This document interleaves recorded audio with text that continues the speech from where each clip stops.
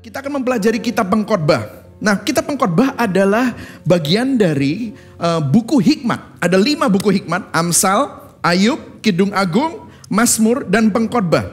Selama 10 minggu ke depan kita akan berfokus kitab Pengkhotbah dari sudut pandang Injil. Dan hari ini saya akan bicara kepada saudara dalam tema Everything is meaningless without Jesus. Dan ini saya akan memberikan sebuah overview dari apa yang akan Salomo bahas di dalam kitab Pengkhotbah. Nah, teks saya adalah Pengkhotbah 1 ayat 1 sampai 18 dan saya akan memulainya dan saudara akan meneruskannya. Yang biru kita baca bergantian, oke? Pengkhotbah 1 ayat 1. Inilah perkataan Pengkhotbah anak Daud, raja di Yerusalem. Ayat 2, kesia-siaan belaka. Kata Pengkhotbah, kesia-siaan belaka, segala sesuatu adalah... Wah, ini coba saudara bayangkan ya. Ini awal udah ngomong begini saudara ya. Apakah gunanya manusia berusaha dengan jeripaya di bawah matahari? Ayat 4. Satu pergi dan keturunan yang lain datang, tetapi bumi tetap ada. Matahari terbit, matahari terbenam, lalu buru-buru menuju tempat ia terbit kembali. Ayat 6. Angin bertiup ke selatan, lalu berputar ke utara. Ia berputar dan dalam putarannya angin itu kembali. Semua sungai mengalir ke laut, tetapi laut tidak juga menjadi penuh. Kemana sungai mengalir, ke situ sungai mengalir selalu. Ayat 8. Segala sesuatu menjemukan sehingga tak terkatakan oleh manusia. Mata tidak kenyang melihat, telinga tidak puas mendengar.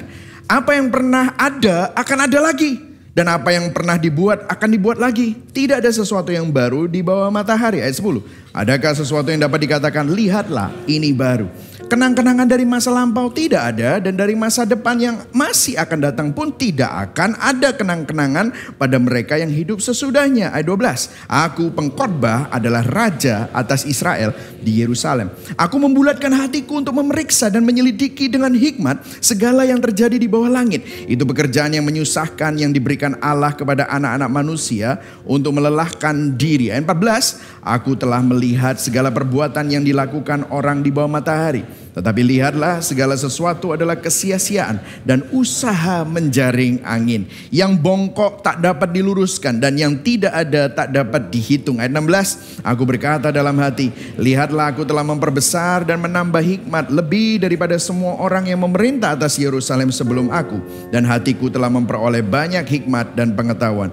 Aku telah membulatkan hatiku untuk memahami hikmat dan pengetahuan, kebodohan dan kebebalan. Tetapi aku menyadari bahwa hal ini pun adalah usaha menjaring angin. Ayat 18. Karena di dalam setiap ada banyak susah hati, dan siapa memperbanyak pengetahuan memperbanyak kesedihan. Berbahagialah orang yang mendengar firman Tuhan, memelihara dalam hatinya dan melakukan dalam hidupnya. So everything is meaningless without Jesus. Nah, saya akan memulainya dengan sebuah ilustrasi. Berapa banyak saudara pernah nonton film ini, Groundhog Days? Kalau pernah, saudara bisa angkat tangan. Oh, ada loh beberapa. Saya pikir saya sendiri yang tua ya saudara ya.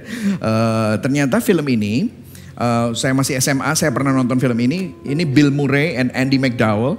Jadi Bill Murray adalah seorang yang namanya Phil Connors, seorang reporter cuaca yang sombong, yang sinis dari Pittsburgh. Dikasih tugas untuk melaporkan tentang Groundhog Days. Groundhog Days itu adalah perpindahan musim antara musim dingin dan musim semi, di mana berang-berang, groundhog itu kayak berang-berang, itu mulai muncul dari hibernasinya. Keluar seperti beruang keluar dari hibernasi. Mereka kalau keluar artinya itu perpindahan musim mulai terjadi. Nah, dia merasa ini, saya reporter cukup besar, ngapain sih harus seperti ini gitu. Wah, dia orangnya sombong, orangnya berangasan, orangnya tidak mempunyai karakter yang baik. Jadi apa yang terjadi waktu dia di sana? Dia bangun pagi, dia pikir dia sudah selesai, dia melakukan laporannya, dia sudah selesai dengan laporannya, dan dia tidur malam. Besoknya dia pikir itu keesokan harinya, terus dia waktu masuk ke restoran, loh ini kan kejadian kemarin, loh kok ada lagi? Terus dia lihat tanggal, oh ternyata tanggalnya tanggal kemarin. Jadi dia bangun lagi, dia melewati hidupnya persis seperti kemarin. Dia bangun lagi, kembali lagi kepada hari itu, kembali lagi pada hari itu. Dan dia merasa, wah ini kesempatan. Ini gimana saya keluar dari sini? Maka apa yang terjadi?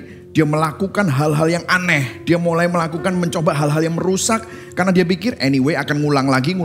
Ya udahlah, gak ada konsekuensi permanen. Dia ngerusakin tubuhnya. Dia pakai duit seenaknya. Dia minum seenaknya. Dia berantem sama orang seenaknya.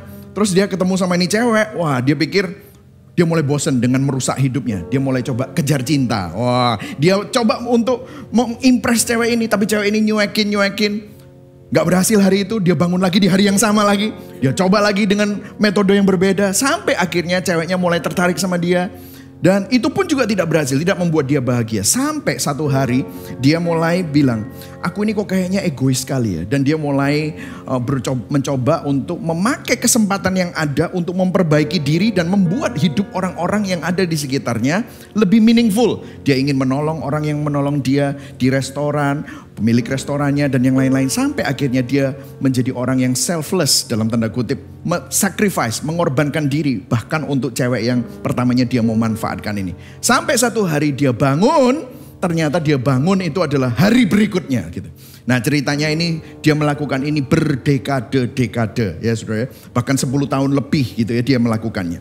Nah saudara, kenapa saya ceritakan ini? Sebenarnya kalau kita menonton film ini, kita hidup di dalam suatu rutinitas monoton yang membosankan di dalam hidup kita serta melelahkan jika kita tidak pernah menemukan makna lebih daripada yang fana di balik semua aktivitas kita. Coba saudara bayangkan hari saudara besok hari Senin. Saudara tahu hari yang sangat menyedihkan buat orang kerja itu adalah hari Minggu karena besok Senin. Betul ya saudara? Kenapa? Apa yang terjadi hari Senin? Kalau hari Senin saudara bangun, of course sebelum saudara bangun pasti ada alarm. Tat. Ya itu kalau alarmnya, terus saudara biasanya apa kalau saudara langsung bangun? Ya mungkin ada yang seperti itu kalau Anda sudah berumur. Seperti saya biasanya kalau tat saya bangun. Tapi dulu saya waktu masih muda saya maunya snooze. 10 menit lagi, 5 menit lagi. Nggak tahu berapa kali snooze sampai akhirnya telat. Ya akhirnya bangun, saya tertati-tati ke kamar mandi, saya bisa keserimpet apa sandal, saya bisa kebentur sama pintu kamar mandi, saya sikat gigi, saya mandi. Apa yang terjadi? Saya mungkin makan breakfast seadanya, saya naik motor, panggil Grab atau naik mobil, kemana? Kerja di sana berapa jam, kemudian apa? Makan siang. Habis makan siang kerja lagi. Kalau nggak lembur, pulang jam 6 sore, apa yang terjadi? Makan malam. Wah kalau yang sehat pergi nge-gym. Wah gitu saudara ya. Apa yang terjadi setelah pulang gym? Makan malam, habis itu ngapain? Nonton Netflix. Ya kan saudara? Habis itu ngapain? Instagram, sosial media. Habis itu ngapain? Tidur. Apa yang terjadi besok? Ngulang lagi. Betul saudara? Nah saudara melakukan itu dari Monday. Dan saudara excited kalau sudah Jumat. Kenapa? Besok weekend. Yeay. Kita kemana ya? Kita mau kemana nih weekend? Macet.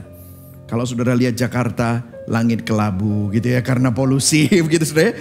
Apa yang terjadi? Oh kita keluar kota. Keluar kota kalau pas weekend pasti akan selalu banyak traffic. Dan apa yang terjadi? Saudara begitu Sunday lagi sedih. Kenapa? Senin ngulang lagi semua. Dan saudara lakukan ini bertahun-tahun. Apa yang saudara kejar? Apa yang saudara perjuangkan? Saudara kerja begitu susah untuk mengumpulkan uang. Supaya apa? Bisa beli rumah, bisa nikah. Kalau udah nikah kita mengumpulkan uang. Supaya nanti bisa memperbesar rumah. Jadi dari 100 meter jadi 200 meter atau 300 meter. Naik 100 meter persegi. Banting tulang, mengorbankan keluarga, mengorbankan kesehatan, ya demi anak-anak supaya bayar sekolah. Apa yang terjadi? Saudara jadi tua, anak-anak sudah besar. Apa yang terjadi? Saudara jadi tua, anak-anak sudah menikah, saudara sakit, mati. Is that it? Is that life? Apakah hanya itu kehidupan? Nah, inilah yang dikatakan oleh Raja Salomo. Pengkhotbah 1 ayat 1 dikatakan gini. Ini perkataan pengkhotbah anak Daud. Katakan sama-sama anak Daud. Anak Daud ya, ingat-ingat ya, anak Daud. Raja di Yerusalem. Jadi kitab ini ditulis oleh penulis yang menyebut dirinya pengkhotbah anak Daud yang merujuk kepada Raja Salomo. Nah, Raja Salomo melakukan eksperimen untuk mencoba dan menikmati segala sesuatu yang ada di dunia. Kalau saudara yang ada di dalam bidang real estate, Raja Salomo memiliki real estate yang luar biasa. Istana-istananya, rumah-rumahnya, ada vacation home-nya. Real estate-nya luar biasa. Kalau saudara yang suka berkebun, bercocok tanam, dia mempunyai perkebunan yang luar biasa. Taman-taman yang luar biasa. Air mancur yang luar biasa. Kalau saudara yang suka kolam, saudara piara koi, ikan-ikan hias yang mahal-mahal. Saudara punya koral. Oh, Raja Salomo juga punya kolam-kolam dengan ikan-ikan yang bermacam-macam. Saudara yang suka peternakan binatang atau suka punya hal-hal yang saudara diingui, gitu, sudah pelihara. Oh, dia punya peternakan, dia punya budak, dia punya pegawai ribuan.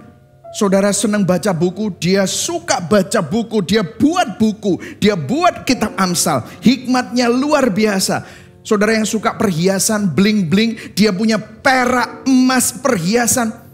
Saudara yang suka entertainment, dia punya penyanyi-penyanyi yang terhebat. Entertainment industri kalah. Konon dikatakan tidak ada raja yang lebih kaya sepanjang sejarah bumi yang lebih kaya daripada Raja Salomo.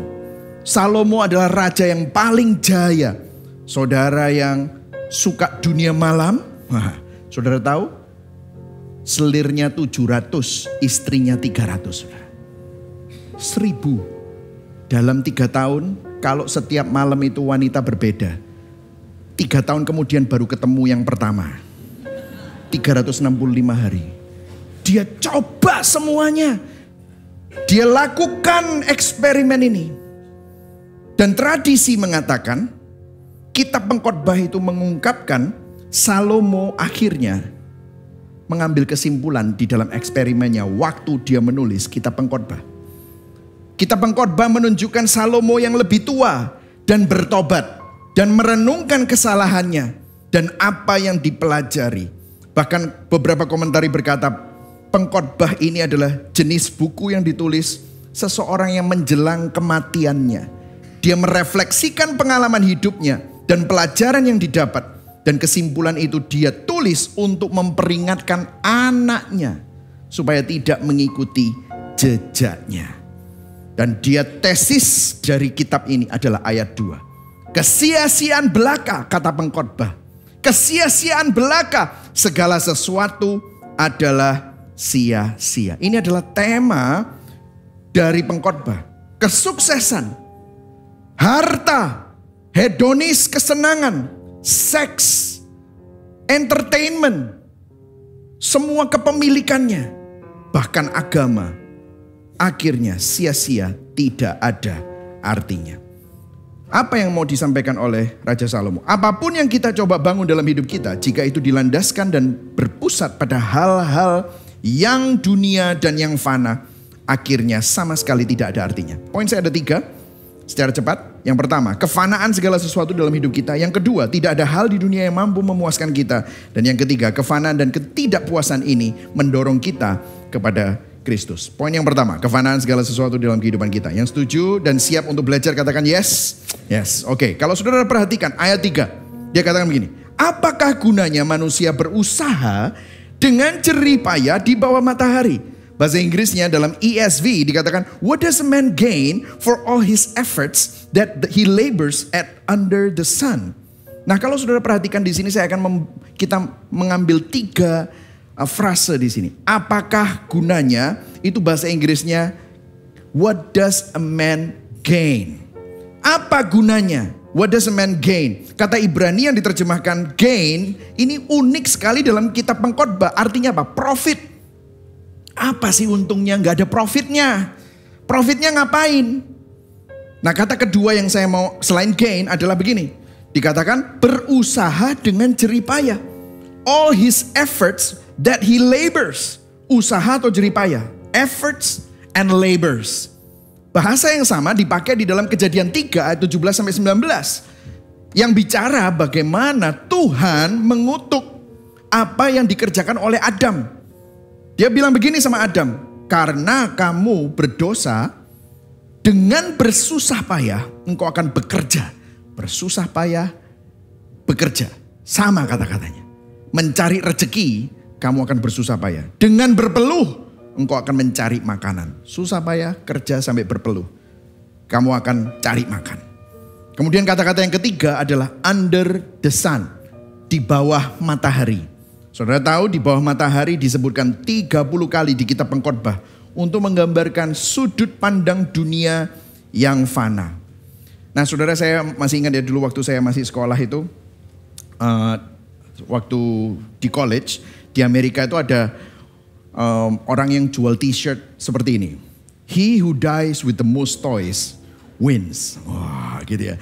Orang yang mati dengan mainan yang terbanyak itu cuan. Nah, itu bahasa Surabayanya ya saudara. Orang yang mati dengan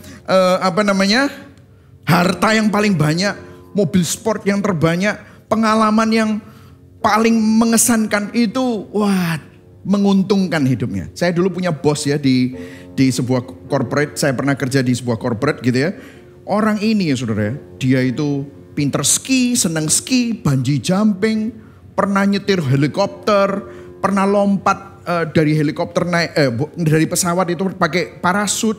Wah, dia punya mobil sport, dia punya truk, wah dia senang naik kapal, dia coba segala sesuatu. Saya sampai bilang, wih kamu ini hobinya banyak banget ya. Wah, kenapa sih kamu kok senang banget dan senang adrenalin junkies gitu.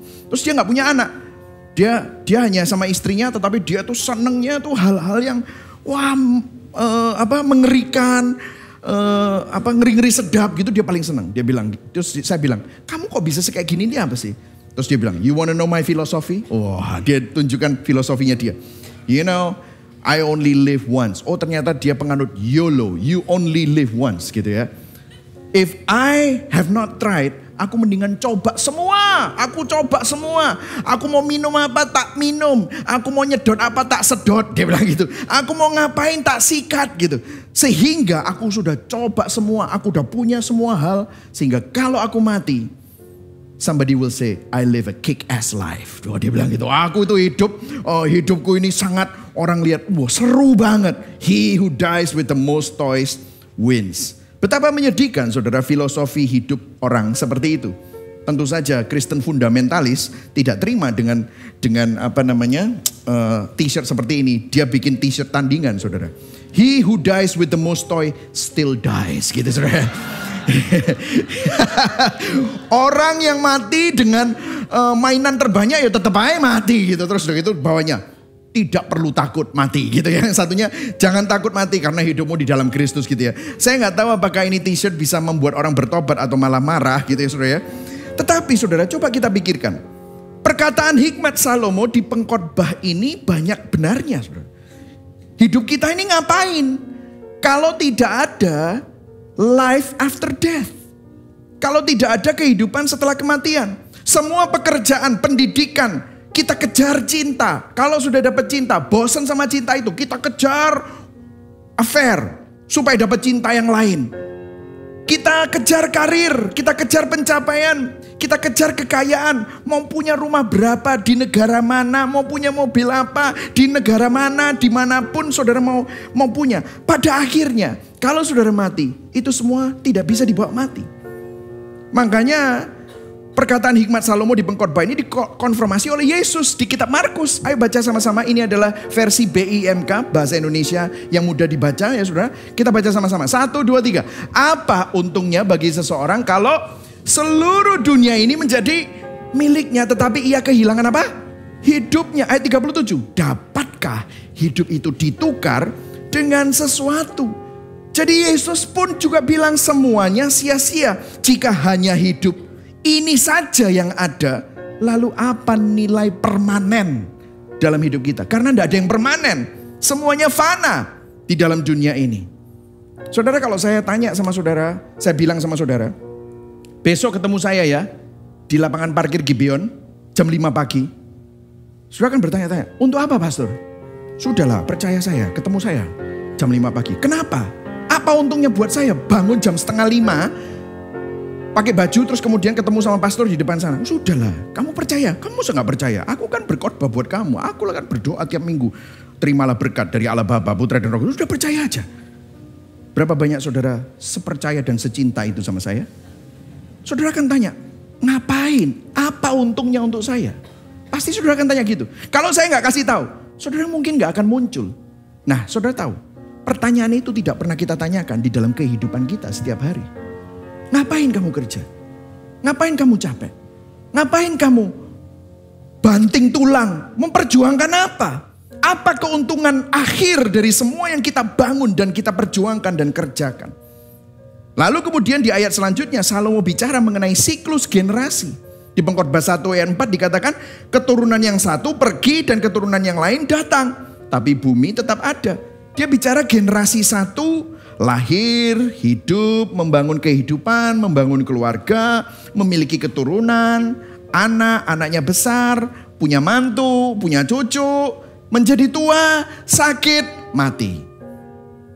Anaknya juga begitu, cucu kan, cucunya yang sudah meninggal menjadi besar, menikah, punya cucu lagi, dia menjadi tua, sakit, mati. Salomo ingin menunjukkan ini juga semua sia-sia. Kamu mau mengubah dunia? Well, dunia juga tetap sama tuh. Bumi tetap sama kok. You mau membuat sejarah? Ya boleh. Sejarah saja yang berubah, buminya tetap sama. Kemudian apa yang terjadi? Ayat selanjutnya.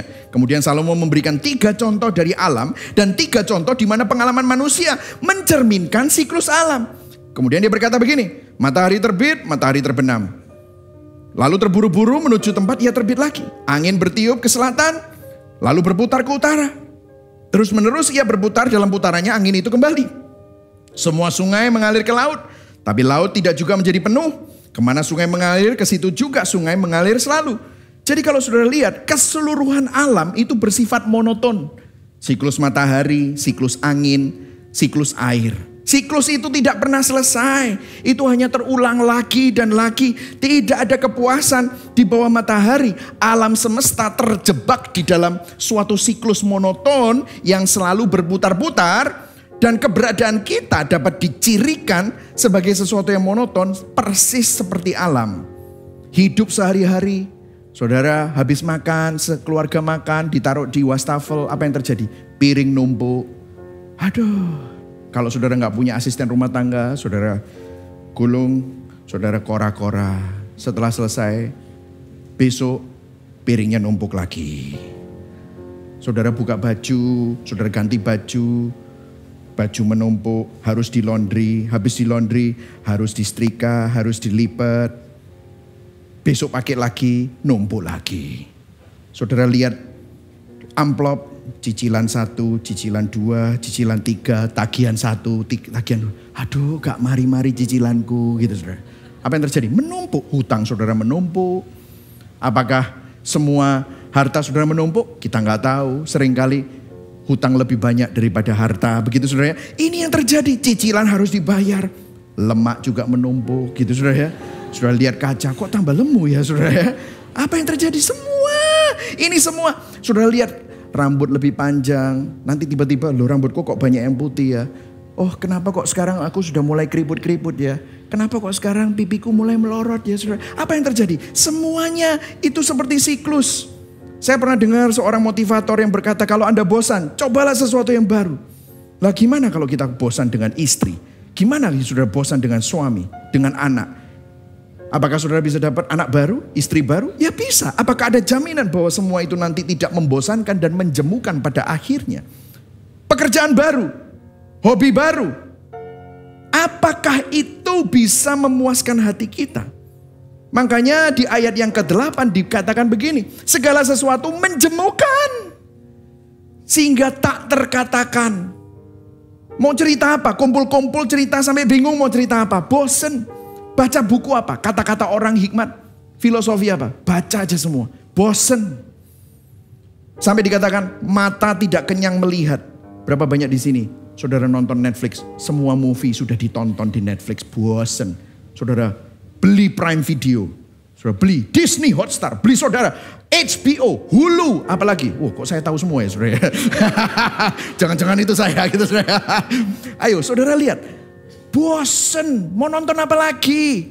Saudara nonton, mau ikut nonton? Wis liat. Oh, saudara. Karena apa? Saudara punya yang ilegal itu saudara. Saudara tonton semua, saudara nonton filmnya. Bahkan sebelum bioskop keluar, saudara sudah tonton. Semua film di bioskop sudah kita tonton. Telinga tidak puas mendengar. Mau Spotify, mau Apple TV, mau Apple Music. Saudara sudah dengar semua. Dengarkan saudara, we always want more, but the cycle never ends. Kita selalu merasa kurang dan menginginkan sesuatu lebih, tapi siklusnya tidak pernah berhenti. Kita pikir kita butuh rumah baru, mobil baru, pergi ke tempat baru. Kita terus menunggu perubahan keadaan yang membuat kita bahagia. Siklus itu tidak pernah berhenti, terus berputar. Namun rasa bahagia itu tidak pernah kunjung datang. Rasa cukup itu tidak pernah kunjung datang. Kita pikir kita butuh penemuan baru, teknologi baru. Raja Salomo dikatakan begini. Apa yang pernah ada akan ada lagi. Apa yang pernah dibuat akan dibuat lagi. Coba saudara lihat fashion. Fashion zaman dulu sampai sekarang ya mirip-mirip lah. Dulu cut braynya besar, sekarang ya gak terlalu besar ya. Ada cut bray juga. Skinny jeans ya pernah. Celana model cingkrang-cingkrang gini ya pernah gitu saudara. Apapun yang pernah ada lagi. Tak ada sesuatu yang baru di bawah matahari.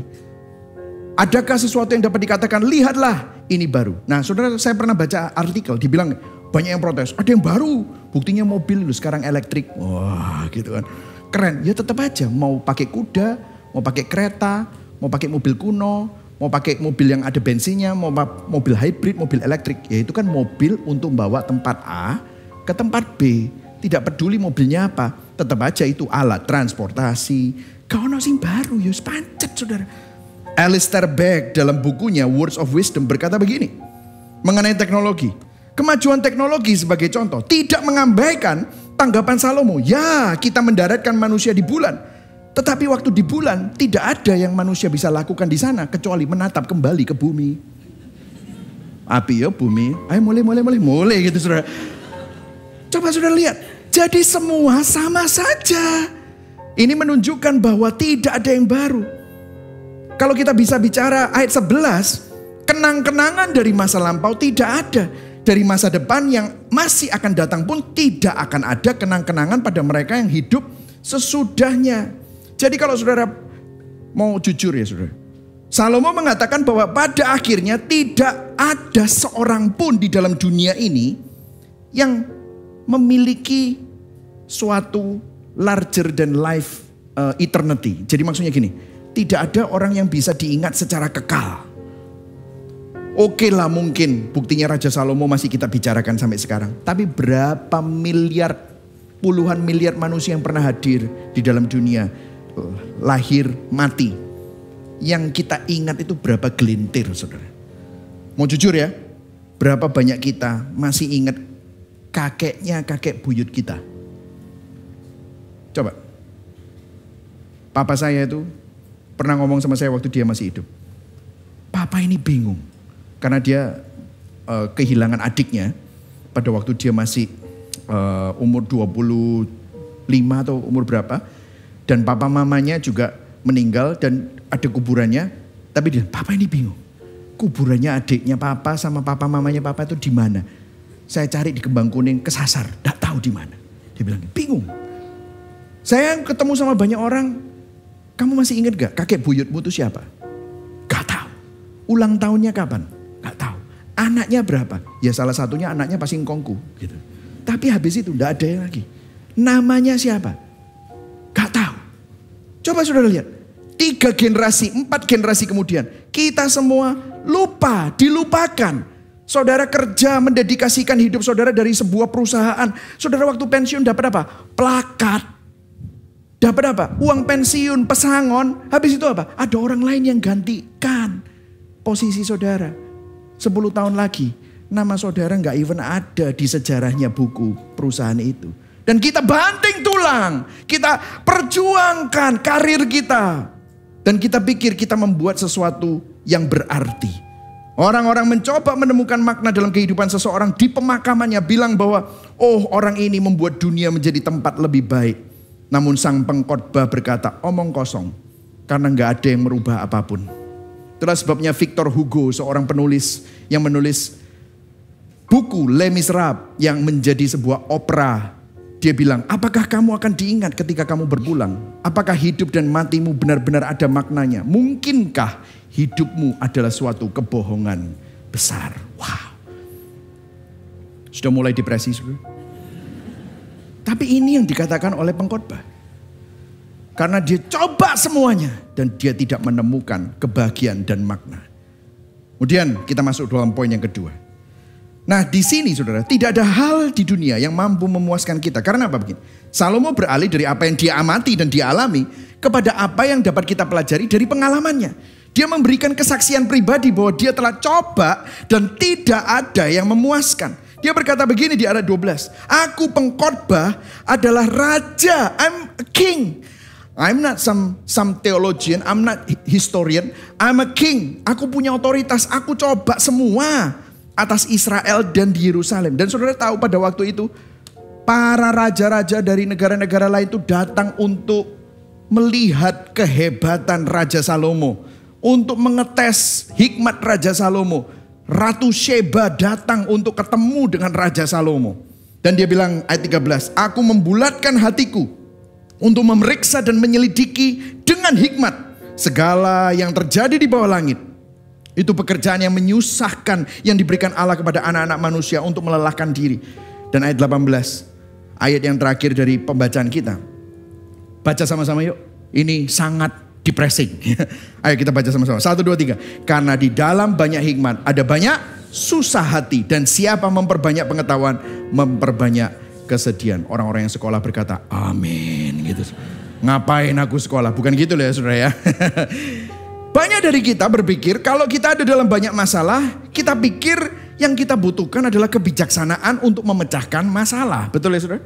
Tapi saudara lihat ayat 18. Buktinya semakin aku belajar untuk cari hikmat untuk memecahkan masalah, banyak hikmat malah susah hatiku. Banyak pengetahuan memperbanyak kesedihan.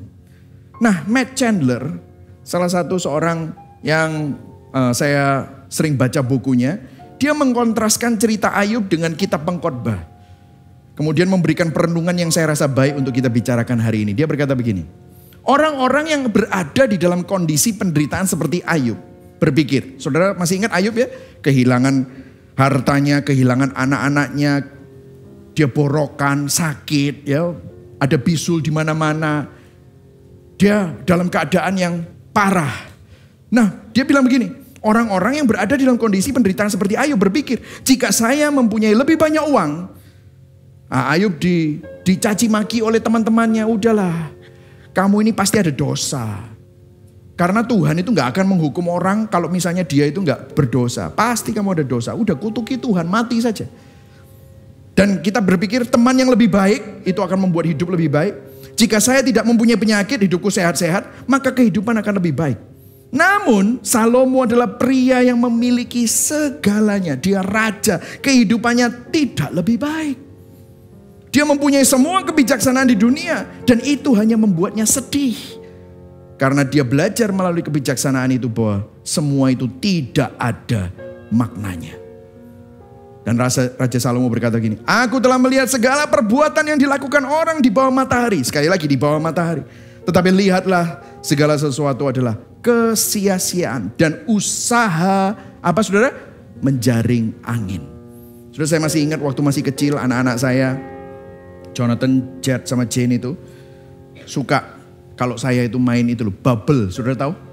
Saya celupkan itu, ada lubang dengan sabun, terus saya gini. Apa yang terjadi kalau saya udah sebul gitu? Bubble puluhan keluar kan? Apa yang terjadi dengan anak-anak kecil kalau melihat bubble? Langsung lari, wah, dia kejar-kejar. Dan apa yang terjadi pada waktu mereka dapat menyentuh bubble-nya? Begitu mereka menyentuh bubble-nya, bubble itu langsung apa? Pop! Dan apa yang terjadi? Dapat sabun? Enggak. Yang ada adalah gone. Angin. Raja Salomo berkata, semua itu orang kerja keras, bangun toko, bangun perusahaan, cari pencapaian. Apa sih yang kamu bangun? Semua seperti menjaring angin. Semua upaya kita untuk menemukan makna dan kepuasan dalam hal-hal seperti hedonis, kesenangan dunia, harta, uang, kesuksesan. Hal-hal tersebut sepertinya tampak mempunyai manfaat, namun Salomo bilang itu kayak kamu kejar bubble, menjaring angin. Salomo mengatakan tidak peduli di mana atau apapun yang telah Anda coba untuk saudara menemukan makna hanya di dalam dunia. kamu akan gagal. Dan dia sudah coba dan dia kembali dengan tangan hampa. Ayat 15 berkata, yang bongkok tak dapat diluruskan dan yang tidak ada tidak dapat dihitung. Bongkok di sini bicara tentang hati yang penuh dosa. Aku cari makna dengan hikmat dan kebijaksanaan. Gak lihat aku maknanya. Aku berkata dalam hati, lihat aku telah memperbesar, menambah hikmat lebih daripada semua orang. Memerintah atas Yerusalem sebelum aku. Hatiku telah memperoleh banyak hikmat dan pengetahuan. Dan ayat 17 yang paling akhir, diulang lagi. Usaha menjaring angin. Itu sekali lagi seperti tidak ada maknanya. Kalau saudara-saudara gak sadar, pujangga-pujangga pun juga menulis hal-hal seperti ini. Orang-orang yang membuat film-film, plot-plotnya sudah menulis seperti Salomo menulis, saudara. Bahkan kalau saudara lihat Tulus di dalam lagunya Langit Abu-Abu. Bertemukah kau dengan sang puas? Benar senangkah rasa hatimu? Bertemukah kau dengan sang puas? Di bawah langit abu-abu, kau di mana kebahagiaan? Dia lihat atas dan benar-benar kota Jakarta sekarang langitnya abu-abu, saudara. Di bawah matahari, bahasanya mirip. Saya yakin Tulus gak pernah baca pengkhotbah. Tapi kok sama kesimpulannya. Kadang-kadang kita orang Kristen kurang merenung. Dan di sini mereka merenung. Kalau saudara perhatikan, kenapa kok orang-orang artis yang sudah ada di top dari karirnya, mereka bisa bunuh diri. Saudara masih ingat Robin Williams? Robin Williams kalau saudara nonton filmnya, membuat saudara tertawa. Jutaan orang tertawa. Dia kaya. Dia mengatakan aku putus asa, tidak ada makna. Bunuh diri. Saudara tahu Anthony Bourdain? Yang punya show di CNN. Dia makan seluruh makanan yang ada di dalam dunia. Explore seluruh hotel-hotel yang paling mewah. Net worth-nya 100 juta US dollar. Punya segalanya. Kenapa? Dia bilang putus asa. Kemudian bunuh diri. Why is it? Inilah keadaan dunia yang ada di bawah kutuk dosa. Manusia berusaha mencari jalan keluar dari kebinasaan. Makna dari kesia-siaan. Kepuasan dari kehampaan. Kita mencoba carinya. Tetapi justru semakin hancur dan frustrasi. Pengalaman menyenangkan, kesuksesan pekerjaan, hal-hal yang kita nikmati. Kita pikir itu akan memperbaiki yang rusak. Tetapi justru membuat kita semakin merasa hampa. C.S. Lewis di dalam bukunya Mere Christianity, dia berkata begini. If we find ourselves in a desire that nothing in this world can satisfy, the most probable explanation is that we were made for another world. Jika kita mendapati diri kita memiliki hasrat yang tidak dapat dipuaskan oleh apapun di dunia ini, penjelasan yang paling masuk akal, yang paling mungkin adalah kemungkinan besar kita diciptakan untuk dunia yang berbeda. Dan saudara tahu ada ayat yang mengkonfirmasi keadaan dunia yang sudah jatuh dalam dosa. Kalau saudara baca di Roma 8 ayat 20, saya berikan sebuah versi yang lebih mudah dimengerti, yaitu firman Allah yang hidup, FAYH. Dia berkata begini, ciptaan tidak bisa memenuhi tujuan Allah sekarang dan tunduk pada kefanaan. Bukan karena kehendaknya sendiri, tetapi karena apa? Menjadi sasaran kutukan Allah. Jadi memang benar, ciptaan tidak bisa memenuhi tujuan Allah sekarang. Karena itu tunduk pada kefanaan. Tidak bisa harta, mobil, berlianmu, perhiasanmu, pencapaianmu, citra dirimu, followermu, jati diri yang kamu bangun di dalam dunia ini untuk bisa memberikan kepuasan. Karena di dalam sini yang saudara butuhkan itu bukan itu. Dan sekarang semua yang saudara kejar itu menjadi sasaran kutukan Allah. Tetapi ada harapan. Saudara tahu kenapa kok di sini ditulis ada harapan? Tuhan mengizinkan kita merasakan semua kesia-siaan dengan suatu kehampaan. Karena yang kita rindukan dan dambakan sebenarnya hanya dapat ditemukan di dalam Tuhan. Kenapa kok saudara itu cari cinta? Saudara ingin dicintai. Saudara ingin mencintai. Kenapa kok film-film semua bicara tentang cinta? Dan tiap kali kalau ada cinta yang mengorbankan diri. Cinta yang selfless bukan selfish. Itu selalu memberikan kehangatan di dalam hati. Karena yang sebenarnya saudara dambakan bukan cinta manusia yang berdosa. Tetapi cintanya Tuhan. Kenapa kok kita selalu cari makna? Pernah saudara ketemu kucing, makna hidupku itu apa ya? Pernah ketemu sama? Saya punya anjing namanya Pinat, gak ada dia. Makna hidupku itu apa ya? Yang dia cari kalau saya makan kates langsung dia, wah, minta kates. Saudara. Saya makan mangga, dia minta mangga. Makna hidupnya hanya dapat makanan dari orang yang punya, gitu saudara. Gak punya makna, tapi kenapa kok saudara cari makna? Karena sudah diciptakan untuk makna yang di luar dunia. Jadi sebenarnya ini adalah anugerah kalau saudara mengalami kehampaan. Disinilah saya masuk ke dalam poin yang ketiga. Saudara, kefanaan dan ketidakpuasan ini dimaksudkan untuk mendorong kita kepada Kristus. Karena begini, opsinya cuma ada dua. Saudara. Jika Tuhan tidak ada, maka segala hal yang kita kerjakan, perjuangkan di bawah matahari adalah kesia-siaan tanpa makna. Kalau begitu bos saya yang tadi saya bilang, betul. He who wins with the most toys wins. Tapi buktinya kenapa orang-orang yang punya toy terbanyak tetap tidak bahagia? Karena jangan-jangan opsi yang kedua ini, jika Tuhan ada, maka segala sesuatu ada maknanya, ada tujuannya. Karena segala hal didesain menurut standarnya.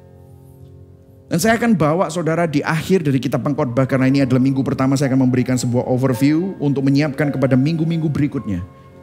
Kalau saudara baca di Pengkhotbah, apa kesimpulan Raja Salomo? Kalau tadi saudara lihat kesimpulan eksperimennya semuanya sia-sia. Tapi setelah dia eksperimen itu, kesimpulan dari Raja Salomo melakukan eksperimen itu apa?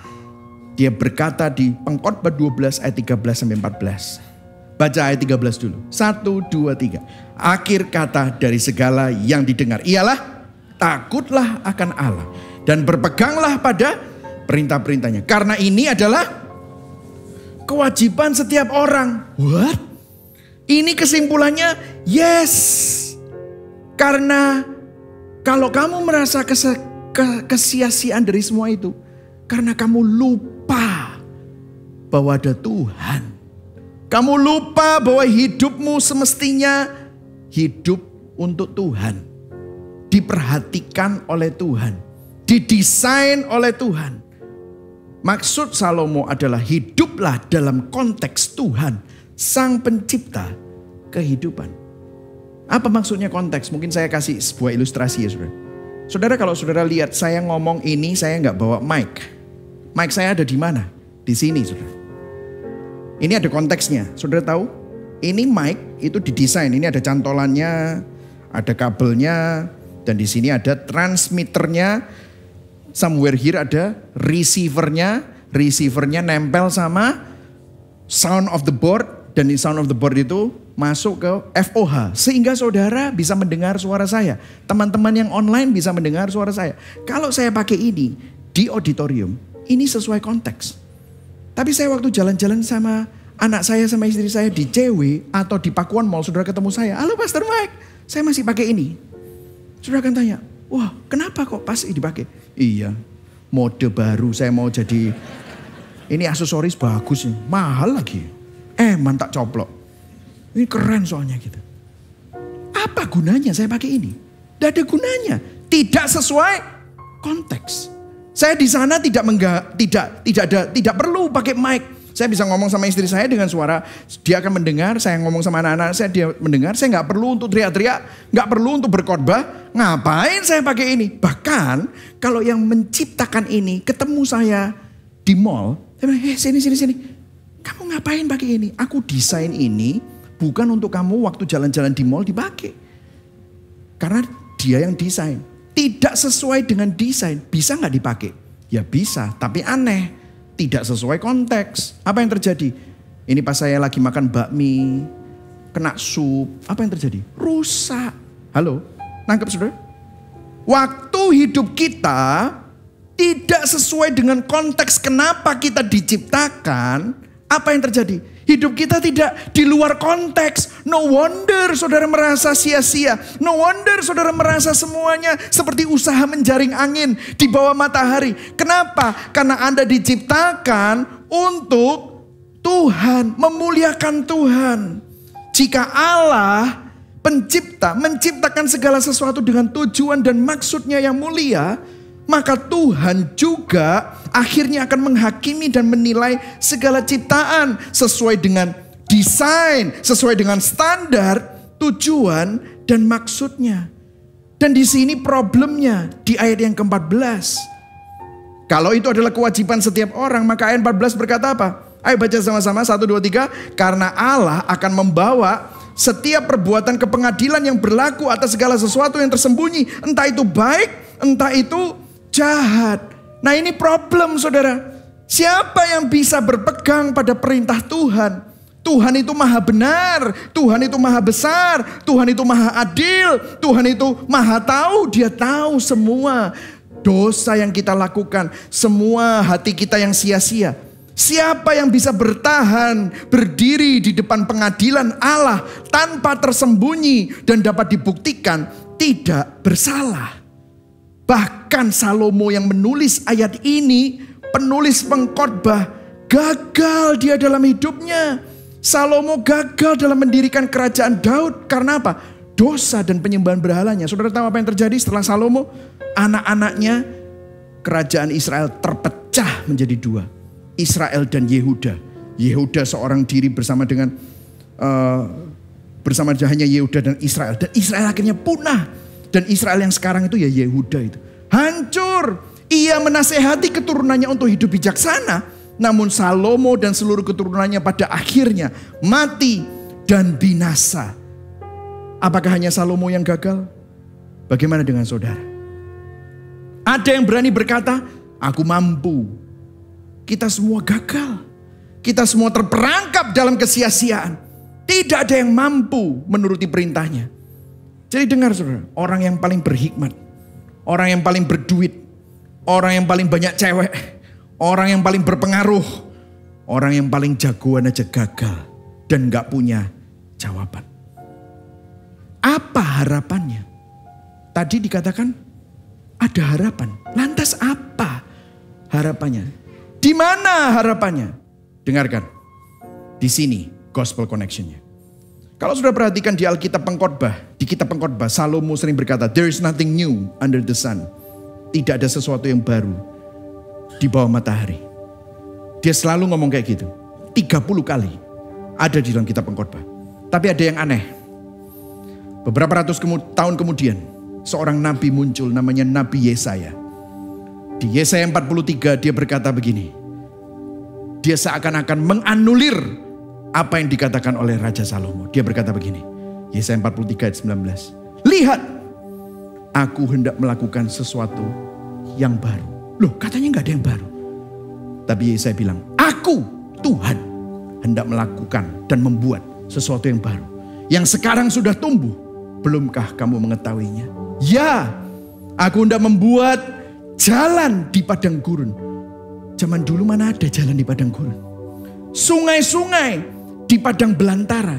Saudara, di padang gurun itu adanya kehampaan, kekosongan. Dikatakan ada jalan di padang gurun. Di dalam kehampaan, di dalam kekosongan akan ada jalan. Dan di padang belantara di mana ada kekeringan dan kehausan akan ada muncul sungai-sungai. Apa yang dimaksud? Apa sesuatu baru yang disampaikan oleh Nabi Yesaya ini? Apa jalan baru yang disampaikan? Yang memberi jalan di padang gurun di mana tidak ada jalan. Apa sungai-sungai yang muncul di padang belantara ini? Kalau Raja Salomo memulai kitab Pengkhotbah, aku pengkhotbah anak Daud. Ratusan tahun kemudian muncul anak Daud yang lain. Kali ini rajanya berbeda. Raja yang rendah hati. Raja yang sangat kaya. Namun raja itu tidak tinggal di dalam kemewahannya yang mulia. Raja itu lahir bukan di kota terbesar. Raja itu lahir di kota terkecil namanya Bethlehem. Raja itu tidak lahir di istana, namun raja itu lahir di kandang. Raja itu tidak sombong, tapi raja yang rendah hati, yang merendahkan dirinya untuk menjadi hamba, bukan untuk dilayani, tetapi untuk melayani. Raja yang mencuci kaki murid-muridnya, bahkan orang yang mengkhianati dia, Yudas, dia cuci kakinya. Raja yang benar dan layak jadi hakim, tapi raja itu dihakimi, divonis bersalah. Raja itu bukan cuman hanya memberikan jalan baru, tapi raja itu berkata, akulah jalan, akulah kebenaran, akulah hidup. Di mana hati kita penuh kehambaan, di mana hati kita penuh kekosongan seperti padang pasir, raja itu bilang, kalau kamu percaya sama aku, akulah jalan. I will give you a way di dalam kekosonganmu dan kehampaan. Raja itu bukan hanya membuka jalur sungai yang baru di padang belantara, tetapi raja ini berkata di Yohanes 4, akulah air hidup. Barang siapa minum air di dunia ini, ia akan haus lagi. Tapi barang siapa minum air yang kuberikan kepadanya, ia tidak akan haus selama-lamanya. Sebaliknya, air yang kuberikan kepadanya akan menjadi mata air di dalam dirinya, yang terus-menerus memancar sampai kepada hidup yang kekal. Seringkali kita minum air di dunia ini, makanya kita selalu haus di dalam kekeringan, di dalam kekosongan. Yesus berkata, akulah air hidup.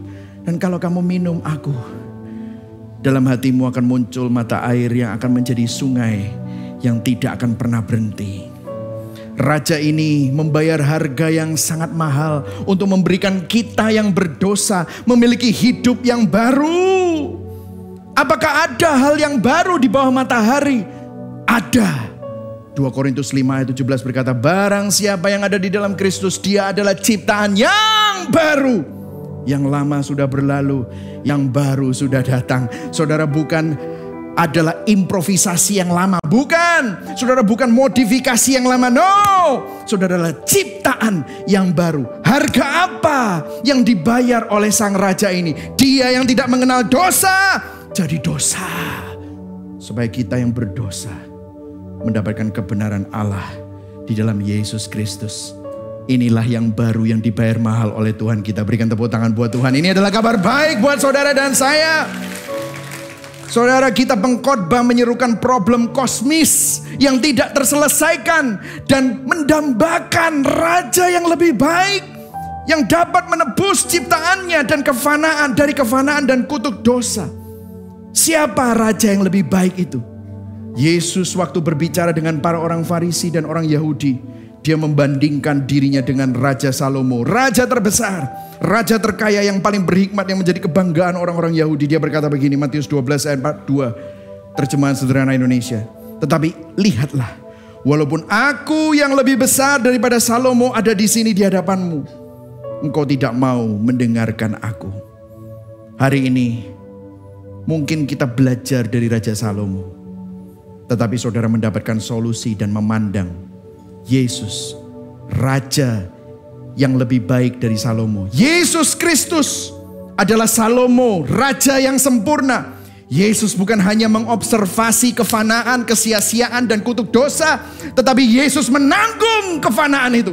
Dia menanggung kesia-siaan itu. Dia menanggung kutuk dosa itu dengan jalan menjadi kutuk di atas kayu salib bagi saudara dan saya. Galatia 3:13, Yesus bukan hanya memiliki hikmat seperti Raja Salomo, tetapi melalui karya salibnya, dia adalah sang hikmat yang sejati, yang membenarkan, yang menguduskan, yang menebus saudara dan saya. Tidak seperti Salomo, Yesus bukan hanya mengambil kesimpulan, tetapi dia mengorbankan hidupnya. Dia memberikan hidupnya supaya saudara dan saya mempunyai kesimpulan yang berbeda dengan Salomo. Di dalam Kristus, hidup kita tidak sia-sia, tetapi hidup kita jadi bermakna. Yang setuju katakan amin. Kita tidak menjalani hidup takut dihukum, namun kita juga tidak sembarangan atau sembrono dengan segala sesuatu yang dititipkan Tuhan, Raja kita, dalam setiap aspek kehidupan kita. Pertanyaan reflektif kita sebelum kita tutup dalam doa.